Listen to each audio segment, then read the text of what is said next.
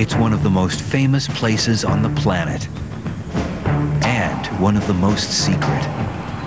Millions know of its existence, but few know its real purpose. Startled observers tell strange tales of bizarre lights shooting across the night sky. Frightening noises erupting from beyond the sound barrier. And even encounters with life forms from beyond the Earth's grasp. From deep within its borders, the government denies this place even exists. But now, a determined team of expert investigators is hell-bent on finding out the truth. What are they hiding? Who are they protecting? And how far are they willing to go to conceal the secrets of Area 51?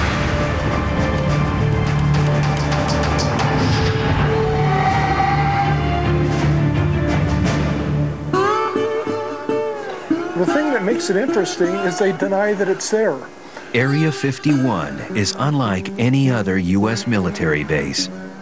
Located deep in the Nevada desert, this top-secret facility is surrounded by a wall of rugged, unforgiving mountains, protected by an impenetrable ring of security that keeps the base beyond the reach of intruders, and, critics charge, all government oversight. Reports of strange advanced aircraft suggest they may be testing anti-gravity propulsion, a revolutionary aviation system once reserved for science fiction. Chuck Clark may be the world's foremost authority on Area 51. As a professional astronomer and aviation hobbyist, he's always had a fascination with the base, which the U.S. military claims is simply an aircraft test site. In the remote Nevada desert, the tiny town of Rachel is the closest most people get to the high-security base called Area 51. It trades on wild claims of UFOs, but many think the government encourages alien theorists to propagate myths about Area 51 in order to discredit legitimate watchdogs.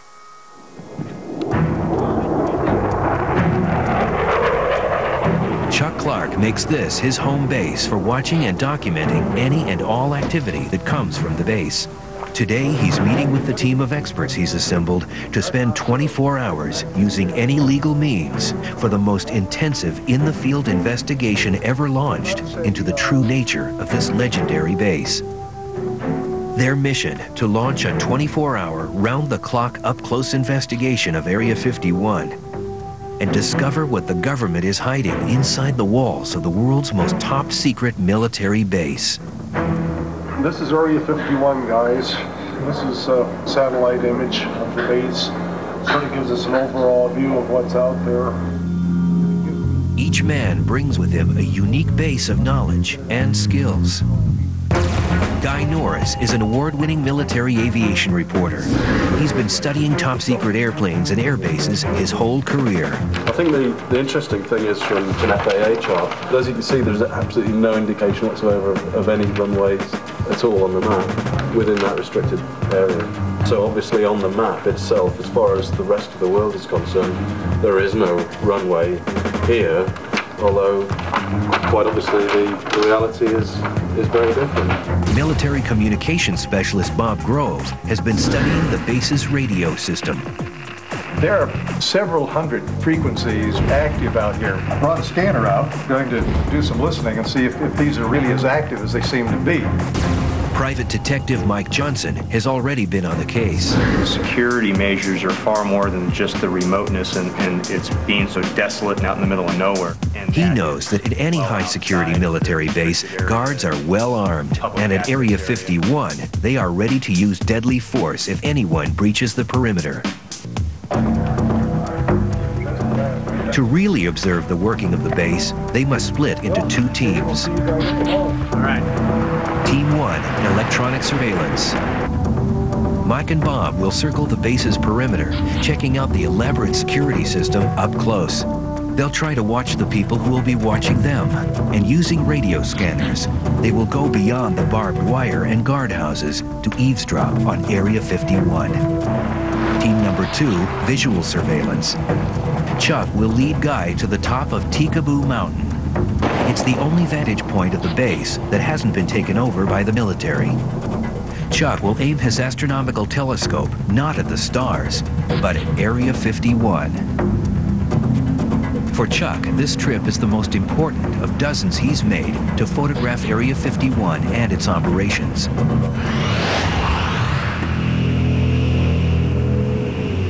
Years ago, Chuck retired to tiny Rachel, Nevada, so he could get a closer look at the military's latest airplanes. But the more Chuck peered beyond the walls of Area 51, the more he saw that the base was operating according to its own rules, under separate command, out of view, and above the law.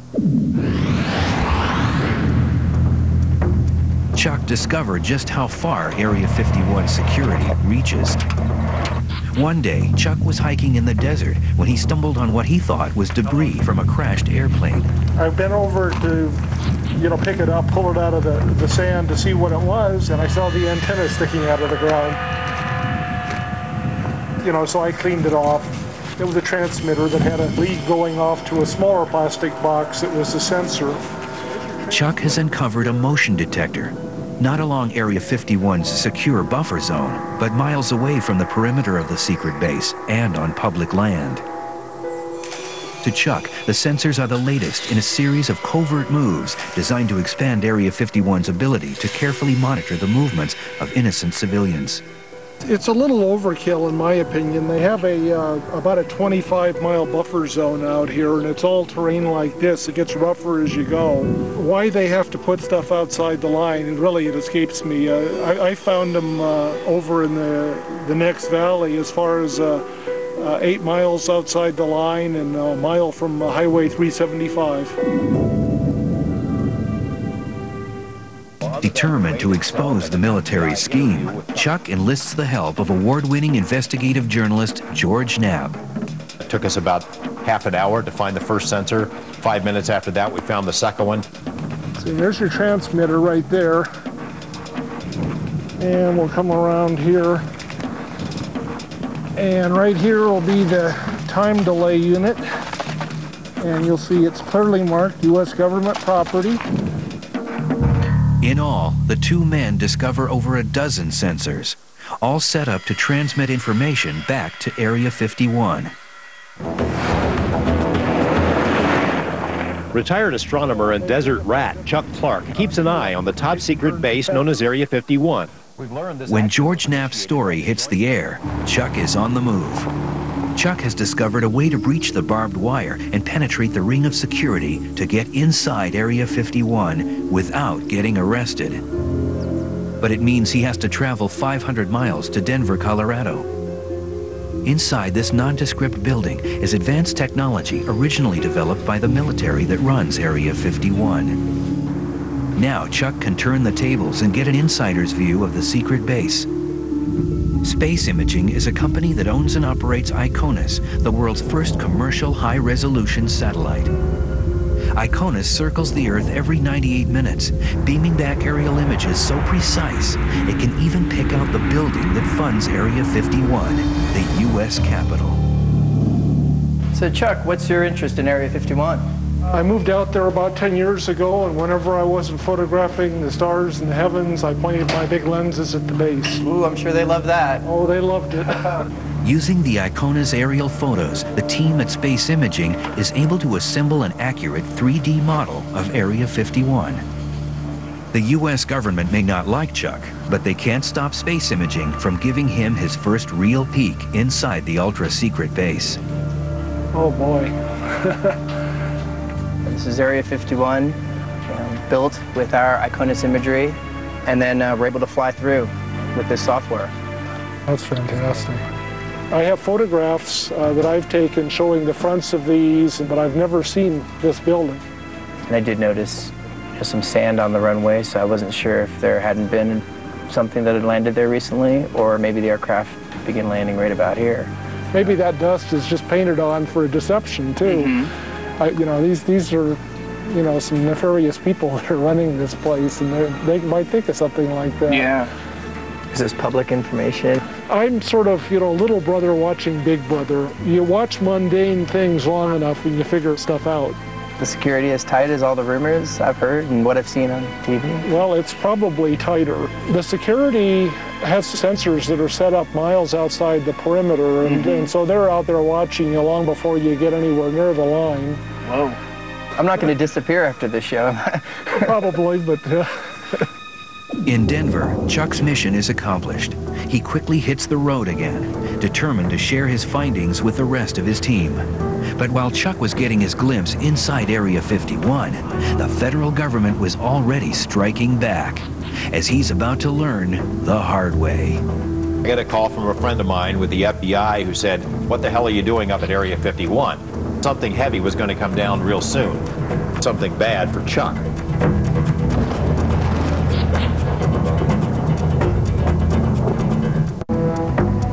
In the remote Nevada desert, Area 51 is a secret military test site. It sits protected from prying eyes by a 25-mile buffer zone, mountains, and an inhospitable terrain. 2 teams of investigators are on a stakeout, documenting everything they see and hear. If all goes as planned and base security doesn't interfere, they'll reconnoiter 24 hours later. Team leader Chuck Clark and military aviation expert Guy Norris will set up camp on a mountaintop, armed with a telescope and camera. We seem to be completely in the middle of nowhere, so... We're 22 miles into the backcountry here. This is the easy part. They still face a 2-hour climb up the sheer face of Tikaboo Peak. Wow, so that's how high then? That's around just a few feet below 8,000. We're roughly at 7,000 right here. So we're really on our own out here, aren't we? Yeah, you're on your own. You could be in a whole bunch of trouble up here if you broke a leg or something. Chuck Clark knows what trouble is. Since George Knapp's broadcast of Chuck's discovery that Area 51 security was hiding motion detectors outside its legal perimeter, the Men in Black decided to teach Chuck a lesson. While Chuck was immersed in Space Imaging's model of Area 51, the feds were swooping down on his desert home. FBI agents have confirmed that a search warrant was served last night on the home of a self-described military watchdog in the tiny town of Rachel, near the mysterious Area 51 military base. It's an exclusive story you will only see here. We've learned this action was initiated by the Joint Terrorism Task Force. The search warrant remains sealed, and the FBI won't say what was seized from the home of Rachel resident Chuck Clark. Well, I was just driving over to Dave's house, and I noticed that there was a whole bunch of guys standing around over at Chuck's. Bill Whiffen lives down the road from Chuck Clark and knew he was out of town. At first, he thought Chuck was being robbed, so he grabbed his camera and started snapping. The men and women you see are members of the Joint Terrorism Task Force. There was about 10 cars and a lot more than 10 people there. I recognized the badges and I saw the FBI on the jacket. I got pictures of them making boxes, going in and out. And I got one of the hard drives coming out. As Chuck returns to Rachel and his home, he has no idea what has happened.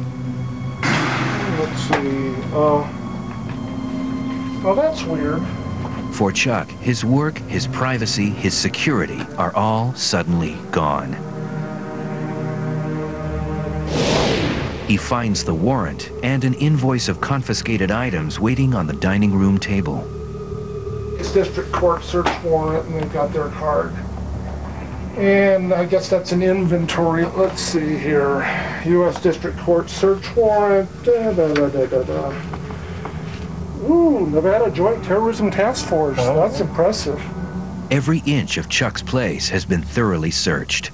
Basically, they took a whole list of stuff. Scanners, radios. They took 6 floppy disks, 15 CDs, Area 51 photos, film negatives, 2 photo albums.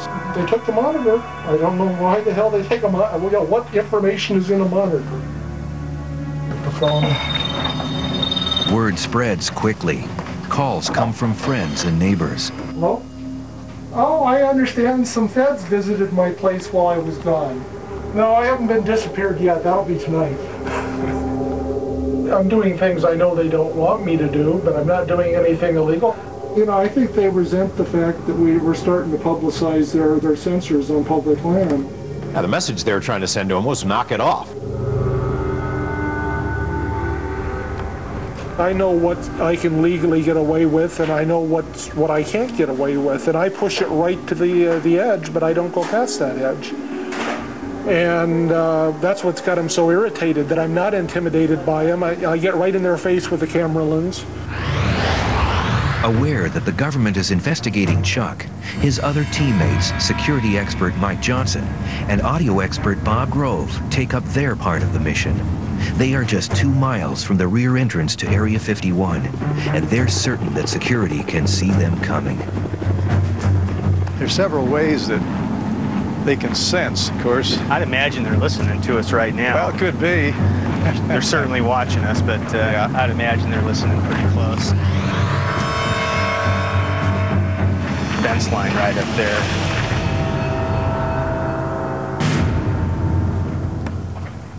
They decide to walk the fence line, keeping their eye on the guardhouse. Let's see what we've got down here. There's some type of sensing unit on that fence right there, that white box. Could be, could be. Take a look and see what that is. Security is well aware of them. That's far enough from me. Yeah, let's check the other side of the road, see if there's anything there. From 100 yards away, they get their first glimpse of the private security force contracted to guard Area 51. Known to insiders as the Camo Dudes, so called because of their desert camouflage uniforms. Bob and Mike want a closer look, but they know one step over the line would put their mission in jeopardy.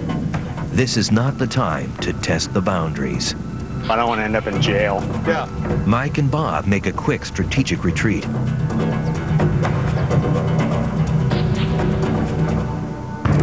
Up next, Area 51 comes alive. Unbelievable.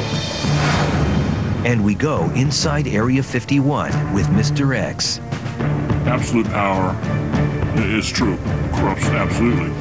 When we return, 2 crews of renegade researchers battle fatigue in the harsh desert environment as part of a 24-hour vigil to uncover the mystery of a place whose existence is still denied by the government. I should have been in training for this. Well, Back on the mountain, Chuck and Guy make their way up the dangerous path to the summit of Tikaboo Peak, carrying a 50-pound telescope and gear for the cold night ahead. the first half mile here up to the first ridge is killer. It's steep and loose. And it gets steeper as we get higher. Their destination, the only available view of Area 51.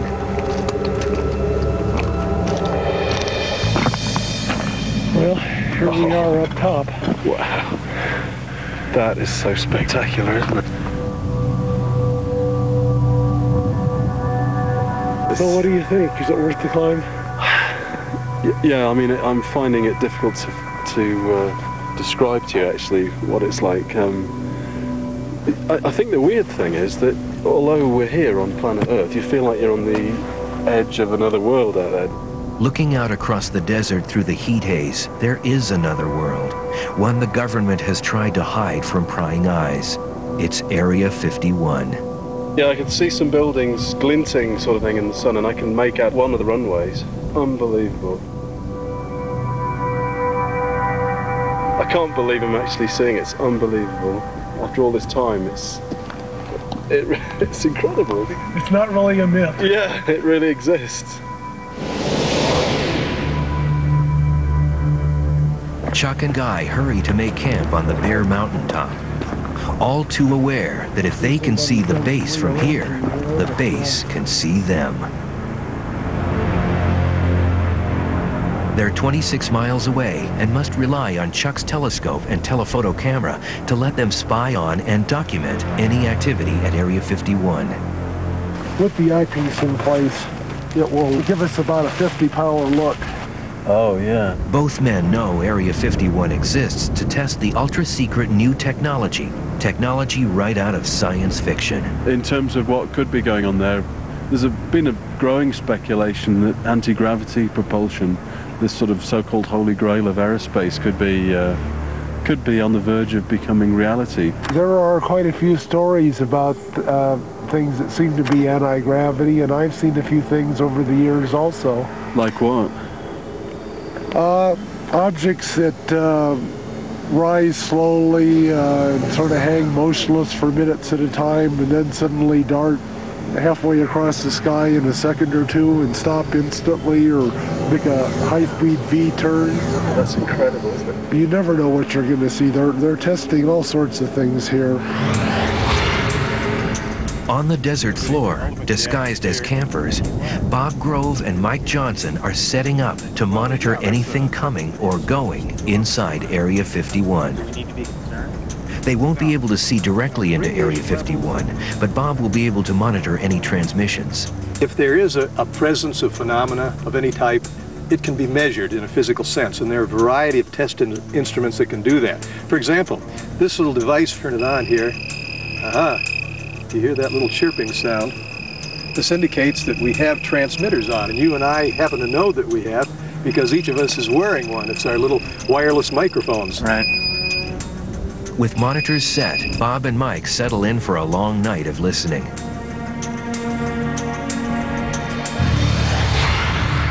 At the top of Tikaboo Peak, team leader Chuck Clark and aviation reporter Guy Norris move the telescope into final position. When something happens, if something happens, they'll only have seconds to react. It's a moonless night tonight, right? So that's better for the chances, the potential chances of something happening. It increases the potential chances. They don't want a chance silhouetting against the moon, so the less moon there is in a night, the more likely they are to test.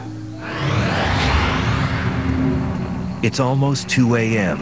Electronics specialist Bob Grove and security expert Mike Johnson are encamped just outside the base's border. Here, and if the signal comes on, it will make us... Bob's high-tech radio equipment will monitor any ground or air activity at Area 51. Stay on there, and if I want to monitor that, we're particularly interested in looking for signals that pop up in this frequency range, because this is a federal government range. One is in the 160 megahertz to 170 megahertz range, and then we go a little bit higher, where military aircraft in the 225 to 400 megahertz range. What they hear is the actual sound of Area 51. 6-5 on Fox 4. Bob adjusts the frequency. What's that chatter that we're hearing there on the radio? That's security. Okay. Talking about us? Could be. Mike and Bob suspect they're being monitored by Area 51 security. They will ride out the night waiting to see if they'll be hassled by the legendary security team.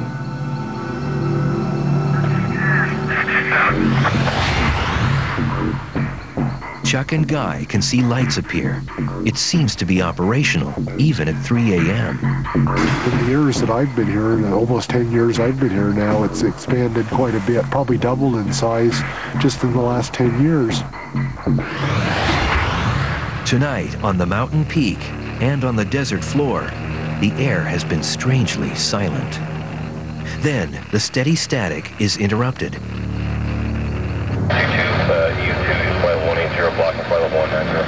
Bob struggles to keep the frequency in range.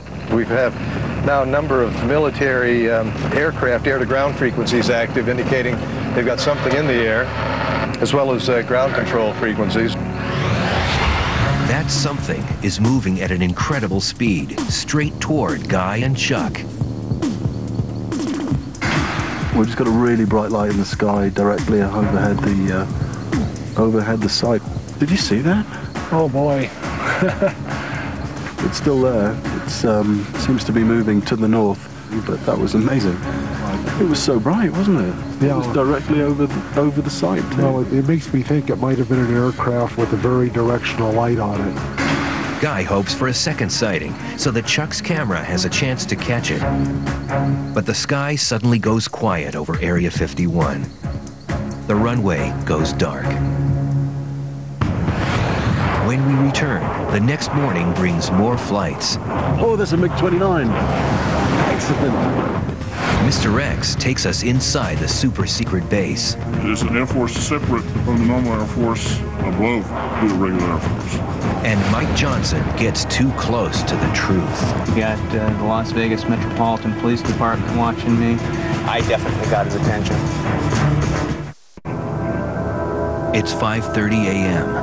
As the dawn breaks, Chuck and Guy use the telescope to view the base one final time before the heat haze obscures the image. There's the control tower on the left of that little higher hill in the center. Yeah. You see the top 20 feet of it. Oh, yeah, right. And it looks like the vehicles are over on the left side of that new taxiway now.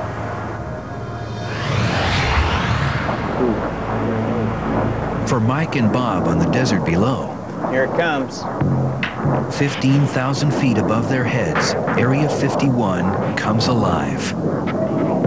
Guy hears it too. Sounded like there was something in the air over there, Chuck. It could be a B-2 bomber. They practice refueling around dawn and then stay in the airspace for a couple hours out here.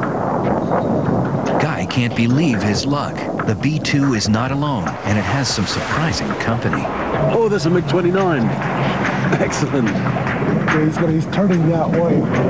Although America is no longer in a Cold War with the Soviets, for some strange reason, it's still fighting their aircraft here at Area 51.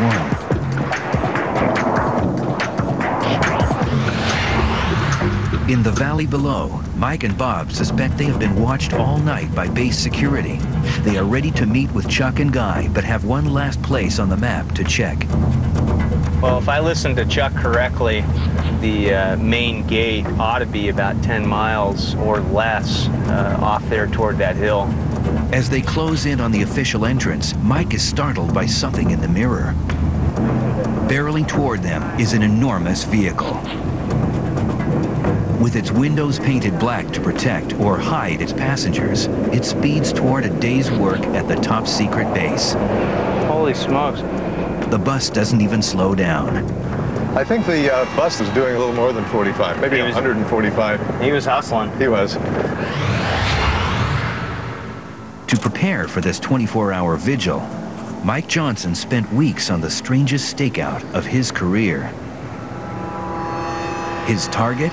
An Area 51 employee who will talk for the first time about life on the base.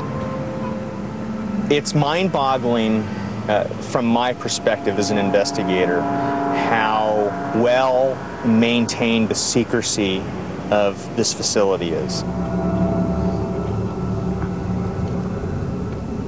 The first step, how many people work there, and how do they get to the remote desert base? Area 51 is located 140 desolate miles north of Las Vegas. For years, it's been whispered that a secret airline shuttles hundreds of Area 51 employees every weekday from their homes near Las Vegas to their classified jobs on the base. The name? Janet Air. Legend has it that JANET stands for just another non-existent terminal. Whatever it's called, there's no doubt now that the airline is real. Over here is the McCarran International Airport, and the Janet Terminal is on the west edge of the airport property. This secret site is just a few blocks from the Las Vegas Strip. The only indication of where you're at all is the signs that say warning, secure facility, or no trespassing. There are no overt indications of what this facility is. It's what we refer to as hiding in plain sight. During his stakeout, the first thing he notices is something that Janet airplanes don't have. There is no identifying markings on those aircraft with the exception of the tail number. All aircraft have a tail number with the exception of military aircraft, which would indicate to me that they are privately held aircraft. Using his investigative skills to run down the tail number, Mike knows these planes are owned by EG&G, a huge government contractor. One of the Janet flights just loaded up, moved out onto the tarmac, and should be taking off here any second. They typically don't leave them in the holding pattern too terribly long. They get him out onto the active runway and get him out of here pretty lickety split.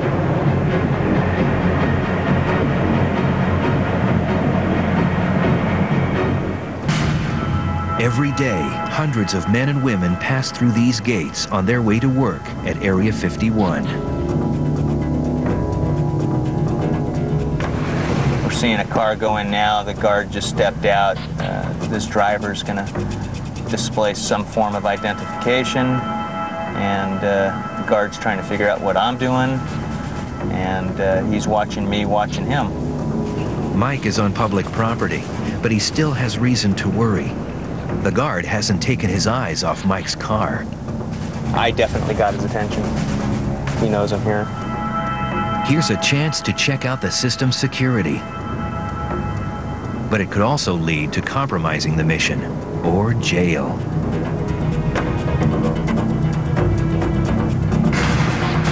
Here's the white security pickup truck. Got Janet Terminal Security watching me. I've got the Las Vegas Metropolitan Police Department watching me. And I'll be stunned if a marked or an unmarked unit doesn't come up and try and ID me here in a second. The net gets tighter on the ground and in the air. Here's a helicopter overhead. The best way to continue the investigation is to get away fast and come back when things cool down. Coming up next, the 24 hours are almost over. No trespassing beyond this point. Photography of this area is prohibited.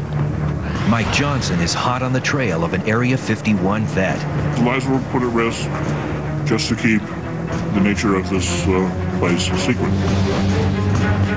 Time is running out, but Mike and Bob know they're close. I see orange markers on the hillside there, and that's what Chuck said delineated their boundary. When there's some type of unit sitting up there, and here's the boundary right here. Yeah, there we are. This is as far as I want to drive. This humble stretch of road is one of the most secure spots on the planet.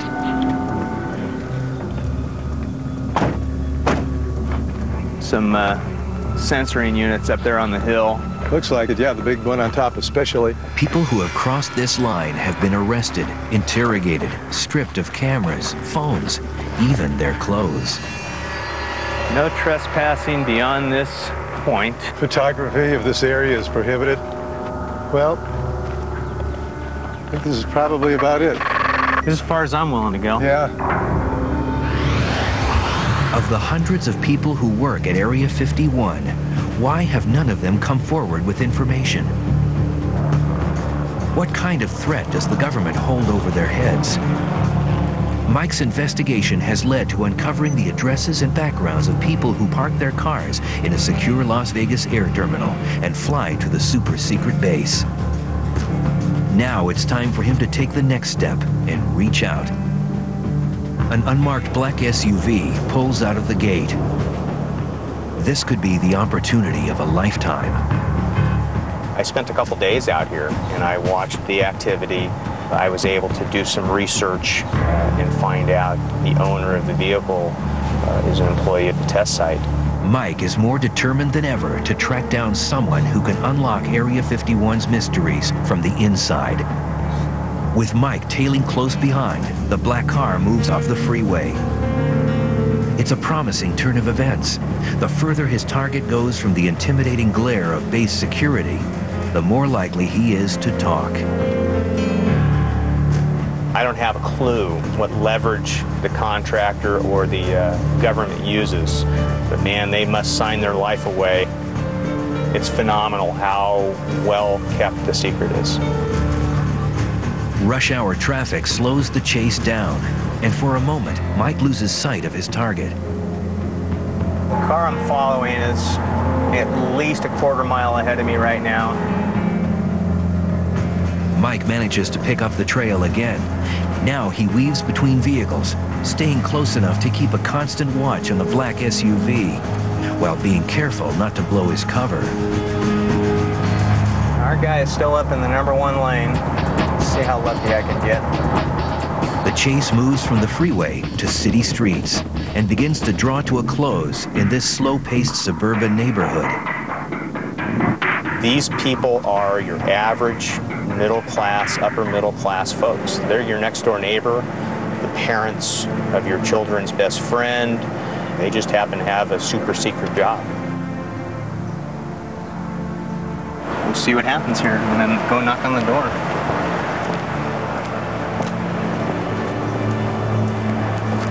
Do the answers to Mike's questions lie behind this door? What secrets will his hard work reveal? My name's Mike Johnson. I'm an investigator. You're not in any trouble whatsoever, but one of your vehicles has been seen going in and out of the Janet terminal, and we were hoping we could talk to you about Area 51. No comment. And the door closed, and that was that. From the reaction, I'm pretty confident he works there, and that's where we're at. He's not going to talk about it. The government's strict secrecy policies prove a formidable obstacle. But Mike's patient and more determined than ever to find someone who will talk to him. I am going to have to do some substantial digging to identify a disgruntled type employee that's willing to talk or even acknowledge their participation with Area 51. Back in Las Vegas, Mike Johnson's search for an Area 51 insider is picking up steam. A tip from an inside source has brought Mike to this nondescript hotel. If his information is correct, waiting upstairs to speak with him is a former employee of Area 51. I worked at Area 51 for approximately 14 years, and through the 1980s and the early part of 1990s.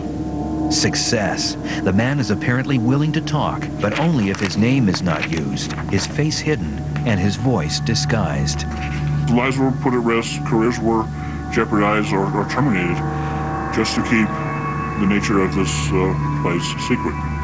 Mike spent hours and hours staking out Area 51's commuter airline, Janet Air. Here's someone who flew it 5 days a week. After you'd arrived at McCarran, you were to go park your vehicle, walk inside the terminal where you would surrender your baggage to ensure that you weren't carrying any tape recorders, cameras, things of that nature. Mr. X confirms the accuracy of Chuck Clark's satellite 3D model. This is the base he worked on. That is absolutely correct.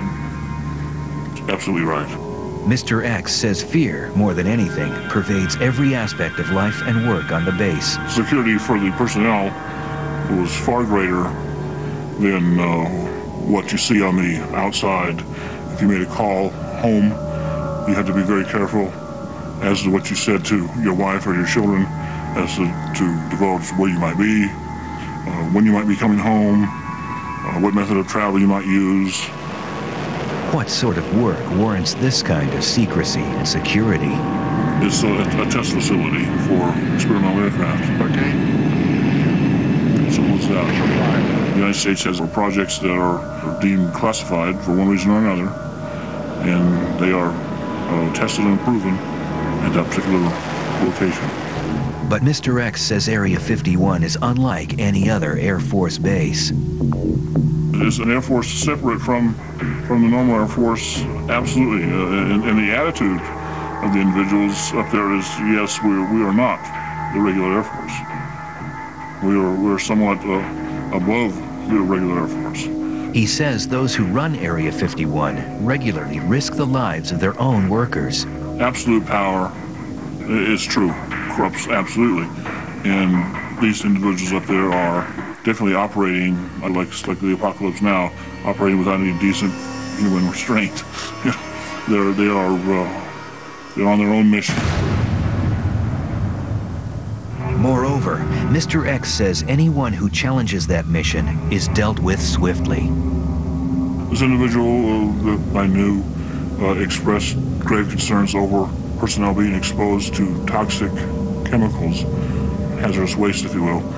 He was told that basically the project was behind the curve.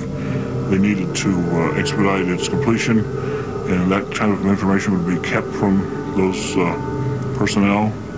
And when he challenged that, he was dismissed, removed from the base. Mr. X is well aware of the risks of talking, but he says that unless the truth comes out, corruption could very well destroy the base's very real military functions. I think there should be a congressional investigation of the place.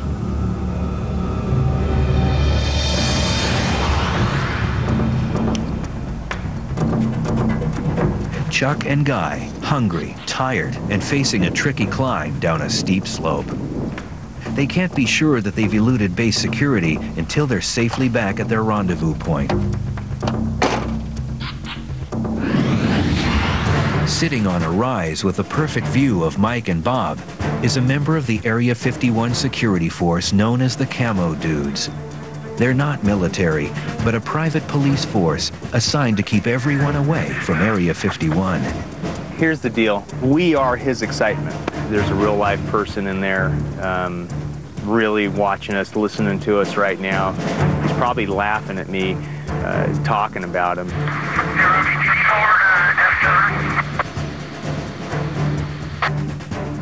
Still a lot of activity on the security channels. Well, I think we've seen just about all we're going to see here, and I'm not willing to go any further. Yeah, I don't think we should tempt fate. With security definitely alerted to their presence, they know it's time to leave and meet up with Guy and Chuck.